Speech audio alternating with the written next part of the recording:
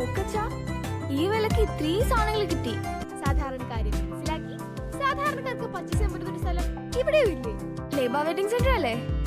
Correct. വില വളരെ കുറവാണ്. Laiba wedding centre, Pookkottumpadam, Wandoor, Karuvarakundu.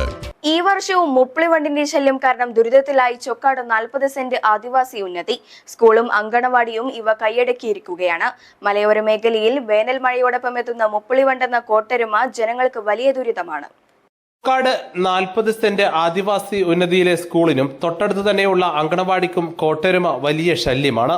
School കെട്ടിടത്തിന്റെ ചുമരുകളിലെല്ലാം കോട്ടരുമ നിറഞ്ഞിട്ടുണ്ട്. അതിനു പുറമെ സ്കൂളിന്റെ തൊട്ടടുത്തുള്ള പഴയ അങ്കണവാടി കെട്ടിടത്തിലും കോട്ടരുമകൾ നിറഞ്ഞിട്ടുണ്ട്.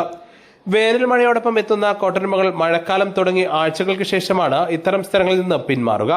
ഇത്തരം താവളങ്ങളിൽ നിന്ന് ഈ വണ്ടുകൾ പൂർണ്ണമായും പിന്മാറാത്തത് വലിയ ശല്യമാണ്. 40 സെന്റ് പഴയ അങ്കണവാടി കെട്ടിടത്തിന്റെ മുറ്റത്ത് തന്നെയാണ് പുതിയ കെട്ടിടവും സ്ഥിതി ചെയ്യുന്നത്. സ്കൂൾ തുറക്കുന്നതിന്റെ മുമ്പ് ക്ലാസ് മുറികൾ വൃത്തിയാക്കാനുള്ള ശ്രമത്തിലാണ് സ്കൂൾ അധികൃതർ. വൃത്തിയാക്കി ക്ലാസ് തുടങ്ങിയാൽ തന്നെ പഴയ കെട്ടിടത്തിൽ നിന്ന് ഈ പ്രാണികൾ വീണ്ടും എത്തുമെന്ന ഭയമാണ് സ്കൂൾ അധികൃതർക്കുള്ളത്. പഴയ അങ്കണവാടി കെട്ടിടം പൊളിച്ചു മാറ്റാൻ പഞ്ചായത്തിനോട് ആവശ്യപ്പെട്ടെങ്കിലും നടപടിയായിട്ടില്ല. കോട്ടരുമയുടെ ദ്രാവകം ശരീരത്തിൽ തട്ടിയാൽ പൊള്ളുകയും ചൊറിച്ചിലും ചിലർക്ക് അലർച്ചയും ഉണ്ടാകും. ചെവിക്കുള്ളിലോ മറ്റോ കോട്ടരുമ കയറിയ വലിയ പ്രയാസമാണ് ഉണ്ടാവാറ്. 40 സെന്റ് ആദിവാസി ഉന്നതിയിലെ ഒഴിവാക്കിയ പഴയ അങ്കണവാടി കെട്ടിടത്തിൽ നിറയുള്ള ഈ പ്രാണികളെ കൊണ്ട് എന്ത് ചെയ്യണമെന്നറിയാതെ കുഴഞ്ഞിരിക്കുകയാണ് സ്കൂൾ അധികൃതർ. ഇവിടെ ഇപ്പൊ ഈ കോട്ടരുമ ഉള്ളത് നല്ലൊരു പ്രശ്നമാണ്. ഇത് കുട്ടികളെ ആരോഗ്യ പ്രശ്നം ഉണ്ടായിരിക്കും. ഇത് കുട്ടികൾക്ക് ഇത് അത്ര രൂക്ഷമായിട്ടാണ് ഇപ്പൊ ആ പഴയ കെട്ടിടത്തിൽ ഇത് ഉള്ളത്.